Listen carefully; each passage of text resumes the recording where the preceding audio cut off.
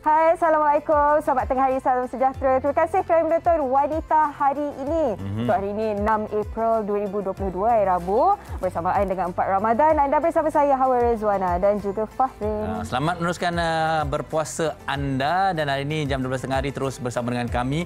Kerana kami akan bersama dengan anda untuk satu lagi topik yang sangat-sangat bermanfaat. Apakah dia? Teruskan bersama dengan kami. Tapi sebelum itu, Hawa, kita nak bercerita juga terlebih dahulu tentang fasa endemik yang telah pun diperkatakan dan telah pun bermula, dan kita melihat bagaimana peralihan ini berlaku dengan cukup baik dan disambut baik oleh orang ramai. Ya, fasa peralihan ke endemik ni kita dah bermula COVID-19. Itu saya sokong, Farid, sebab ada dalam kalangan mereka ni bila ada orang positif COVID-19 ada saja macam alamat takutnya kan. Tak, tapi sekarang ni semua orang saya suka banyak. Bila orang positif, kenapa? Apa sedangkan orang tu dapat dari bantuan? mana kan? Okey. Baik, dan menyebut tentang itu juga, tentang komuniti, tentang masyarakat, bercakap juga tentang bulan puasa. Wah. Bazar Ramadan saya tengok ni, bukan ramai orang ni. Farid dah pergi? Saya tak pergi. Pergi tu dah terlalu ramai orang, mungkin hadkan masa kita ataupun terus saja beralih kepada pesanan dalam talian. Ya. Okey, dan hari ini Fahrin ada cakapkan kalau boleh hari ini kita nak bagi pelbagai informasi kepada anda, tapi sekarang ni kita nak kongsikan berita yang gembira buatkan seluruh rakyat Malaysia. Pelajar A-levels ya di College Yayasan UEM dan Lee Ejen, pelajar dari Kuala Lumpur, dan Ishan dari Pulau Pinang, dan apa-apa kita ucapkan tahniah buat kelima-lima pelajar ini. Terus harumkan nama Malaysia. Harvard University legend ni daripada dulu pun bila disebut-sebut dari mana Harvard, berjaya masuk ke mana Harvard. Bukan saja kita di Malaysia tapi di seluruh dunia juga. Suatu yang membanggakan kalau seseorang itu berjaya menempatkan diri mereka ke dalam universiti tersebut. Kalau kita tengok filem pun, Farin, semua dalam tu semua cita-cita dia nak ke Harvard University. Okey, baiklah, kita tumpukan perhatian kita kepada topik kita pada hari ini. Sebenarnya suatu yang bermanfaat, suatu yang harusnya diberi perhatian. Ramai orang tak ambil tahu, tapi mulai daripada hari ini tolong ambil tahu. Tapi sebelum tu kita saksikan TikTok menarik ini. Baik, itulah dia sedikit ilmu-ilmu ataupun tips-tips yang ada berkaitan dengan topik kita pada hari ini, Hawa. Sebab sebelum ni kita dengar ada kes berlaku di bilik air kan, tengah mandikan bayi, tiba-tiba terkena rejatan elektrik disebabkan oleh water heater ataupun pemanas air, dan rupa-rupanya kes tu berlaku kerap sekali sebab tak buat pemeriksaan berkala. Jadi hari ini kita nak belajar jugalah bagaimana untuk kita elak daripada perkara ini terjadi lagi. Okay, jadi hari ini topik kita adalah bahaya litar pintas, dan dah pun bersedia dalam talian bersama-sama dengan kita adalah salah seorang yang telah menjadi mangsa litar pintas dan juga kediamannya juga mengalami kerosakan yang amat-amat dahsyat. Dan inilah dia adik Muhammad Daniel Aiman Johari dari Tanah Merah, Kelantan. Assalamualaikum adik Daniel. Okay, sebenarnya sikit sebanyak bila berbual dengan Daniel Aiman tadi, kalau kita tengok sebenarnya kita sendiri pun kadang-kadang kita leka, kita lalai, dan kita sentiasa rasa kita semua dalam keadaan yang selamat tanpa ada pemantauan dan penyelenggaraan yang betul sebenarnya. Itu satu, Farid. Dan kadang-kadang kita rasa benda ni terlalu teknikal tau. Macam pemanas air ke, Swiss ke, kita rasa macam tak apalah, ini kita panggil juru elektrik lah, jadi apa-apa baru kita panggil. Tapi kita tak nak ambil tahu. Okey. Sekali lagi kepada anda yang ingin mungkin memerlukan bantuan kepada adik Daniel Aiman tadi, FB beliau Aiman Johari. Okey. Baik, itulah yang kita akan bincangkan pada hari ini. Pastikan anda terus bersama kami, dan sekiranya anda ada sebarang pengalaman, ada sebarang tips yang mungkin boleh dikongsikan, kongsikan bersama dengan kami di Facebook Wanita Hari Ini TV3 dan Instagram kami. Banyak yang kita nak pelajari tentang litar pintas, semuanya di WHI seketika nanti. Jangan ke mana-mana. Bila ada semua ni depan saya, teringat saya kelas kemahiran hidup dulu. Tapi dulu kita belajar untuk periksa, sekarang ni kena belajar demi keselamatan kita, cikgu. Okey, dan tadi bila ada tengok perkongsian di TikTok kan, owner rumah tak ada di rumah tapi berlaku kebakaran di rumah. Biasanya benda-benda apa yang kecil-kecil ni kita tak ambil berat, tapi itulah punca utama kebakaran berlaku disebabkan litar pintas. Okey, tuan-tuan, puan-puan, dia ada satu sistem di sini. Kita panggil sistem ELCB ataupun sistem trip lah di rumah. Jadi benda ni perlu diuji terlebih dahulu, sekurang-kurangnya 1 bulan sekali. Sebulan sekali? 1 bulan. Jadi sekali ni saya nak minta Hawa sendiri yang uji. Okey. Jadi kalau boleh Hawa tekan di sini tekan test strip ni. Tekan. Tekan ya? Tekan. Bismillah. Okay. Jadi sistem ni dia terpadam. Ini yang paling penting sekali. Ibu ataupun nyawa bagi keseluruhan sistem elektrik. Di samping tu, ada juga benda-benda yang kita perlu cek di tepinya ada Swiss yang kecil. Ataupun boleh tengok di sini. Pastikan benda ni. Sekejap cikgu, bila kita tekan button ni kan, kita expect apa yang berlaku, dan kalau benda tu tak jadi, macam mana nak tahu okey ataupun tidak lah? Okey. Kalau contoh, kalau kita tekan, benda ni dia tak jatuh. Jadi maksudnya benda ni rosak dan benda ni perlu diganti. Okey, baik. Sebulan sekali kita kena buat? Sebulan satu kali kena buat. Kalau kita tak buat, akibat dia? Akibat dia, kalaulah berlaku litar pintas ataupun overload, keseluruhan sistem ni akan terbakar seperti mana sebuah rumah di Shah Alam di Seksyen 24, kami pergi baru ni, keseluruhan rumah flat tu kami secara percuma. Cikgu, tengok saya angkat tangan ni. Okey, ada pelajar di sana nak tanya soalan. Saya ada satu. Orang yang boleh selenggara ni, dia kena ada lesen kompeten. Macam disebutkan oleh 2 tahun sekali oleh orang-orang kompeten yang berkelayakan.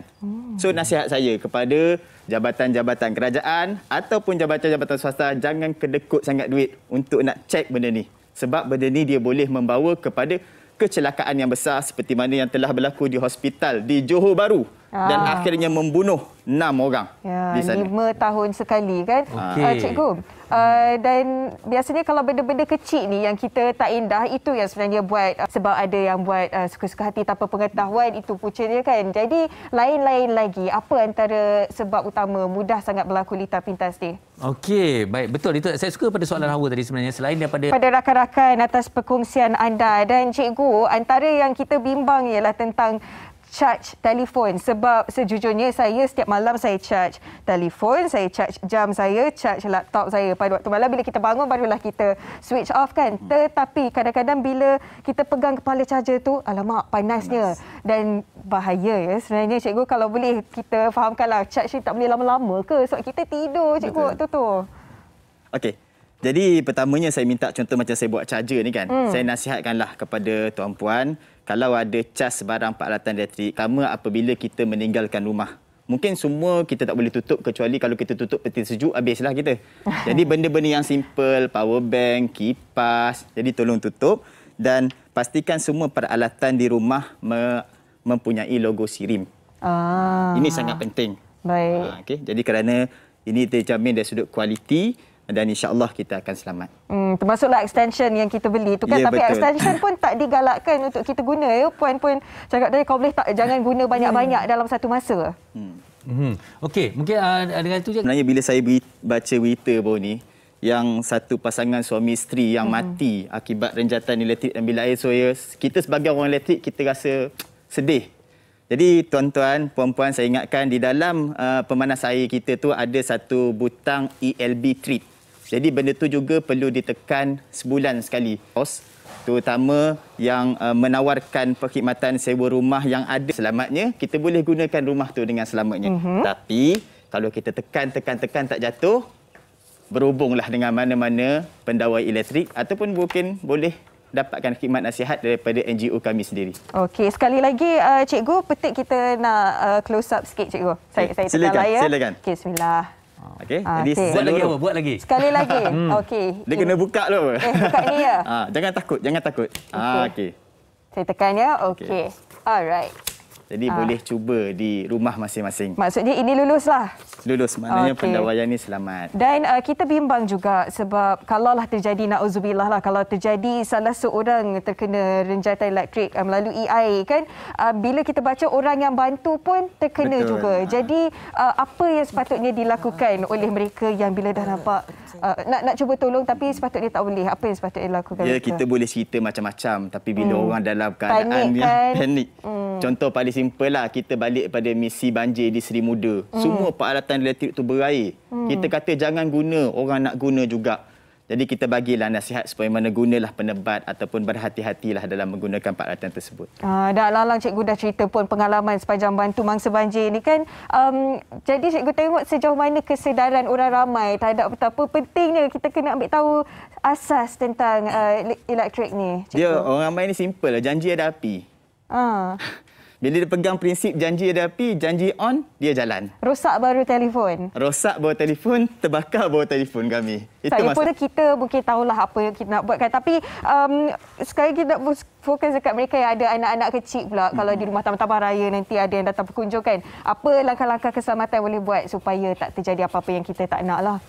Jadi bagi nasihat saya lah, kalau contoh kita minta anak-anak kita buat contoh pasang suis ke apa semua, pastikan tangan mereka tidak basah, mereka berhati-hati sebab benda ni penting. Kadang-kadang kita tengok orang buat pemeriksaan kesihatan badan secara percuma, kadang-kadang dia lupa untuk nak cek sistem keselamatan elektrik di rumah. Jadi ibu bapa kena pandu dengan cara yang betul. Okey, baik. Terima kasih banyak kita ucapkan kepada Cikgu dan juga Puan Siti kerana bersama WHI hari ini dan harapnya segala perkongsian membuka mata kita untuk kita cakna dan kita peka juga tentang elektrik inilah bahaya. Betul. Kalau kita ambil mudah. Betul, Hawa. Itu dia. Okey, kalau kita tengok tentang kebakaran tadi, sesuatu yang memang kita harus berikan perhatian. Dan juga orang kata kita kena pastikan keselamatan kita. Lebih-lebih lagi kadang-kadang kalau kita tengok sebenarnya kita sekarang ni sibuk dengan nak bersahur, sibuk dengan nak berpuasa dan sebagainya. Dia sibuk-sibuk tahu-tahu kat kita. Okeylah, sebut pasal sahur, Farin sahur makan apa selalu? Saya sahur memang yang ringkas-ringkas, yang mudah-mudah sekali. Yeah. Okey, dan mungkinlah Farin anak dah latih untuk puasa ke Sichan lagi? Belum lagi, kami mudah dan saya tips kepada semua setiap tahun saya tetap kongsikan elakkan minuman berkafein seperti kopi maupun teh kalau boleh, dan juga kurangkan makan yang masin-masin kerana yang masin-masin itu akan buat kita rasa cepat haus. Saya tak boleh, saya memang kena kopi pagi-pagi tu, kerja pun awal pagi, tapi saya minum air lebih sikit lah. Kurma pun saya rasa itu satu makanan yang buatkan kita ada tenaga sepanjang hari juga. Jadi apa pun yang penting kita jaga kesihatan dan kita fokus kepada amal ibadah kita lah sepanjang Ramadan ini. Sebab ada dalam kalangan mereka ambil kesempatan juga bila berpuasa ni nak kurangkan berat badan demi kesihatan mereka kan. Jadi kita harapnya konsisten lah hingga bila-bila. Saya pengalaman haus ni dalam sahur ni kalau macam tahu-tahu je sahur kan. Jadi pengalaman yang tak dapat dilupakan tu macam mana? Pengalaman yang tak dapat dilupakan sepanjang Ramadan. Kadang-kadang maksud saya tadi tu kan, kadang-kadang kita dah terlewat, kita tak ada alam jam dan sebagainya. Kita berbuka, contohlah tak sempat nak buka sebab bekerja. Okey, tak apalah, esok sahur makan lebih sikit lah. Tengok-tengok sahur pun terlepas, Farin. Trust. Okey, antara lain dia mengenai sahur ni yang menjadi satu benda yang menjadi perbincangan dan ramai yang minta tips, bukan saya daripada saya lah, daripada ramai pakar nutrisi dan sebagainya, adalah bagi mereka yang hidup dengan gaya hidup aktif, yang mereka nak ke gym, masih lagi nak berlari dan sebagainya. Dan paling kita bincangkan juga ialah tentang mereka yang kata cuba menurunkan berat badan ketika bulan puasa tapi protein yang mencukupi. Ada dalam setiap bidangan kita. Itu kalau pemakanan Farin. Farin bulan puasa ni bersenam juga? Saya bergantung, tapi dalam keadaan yang memang ringan-ringan saja, iaitu sebelum berbuka puasa, dan kalau selepas berbuka puasa pun saya tak adalah makan buka puasa banyak, turun pergi gym ke apa, tak. Buka ringan, solat maghrib, sebab ada setengah daripada kita ni kalau tak berpeluh rasa macam tak puas kan. Jadi itulah antara tip-tip yang kita belajar daripada Farin Ahmad hari ini. Banyak saya kongsikan. Okey, kita akan berehat seketika kerana sekembali nanti di penutup nanti ada lagi yang kami ingin kongsikan bersama dengan anda. Kita berehat seketika.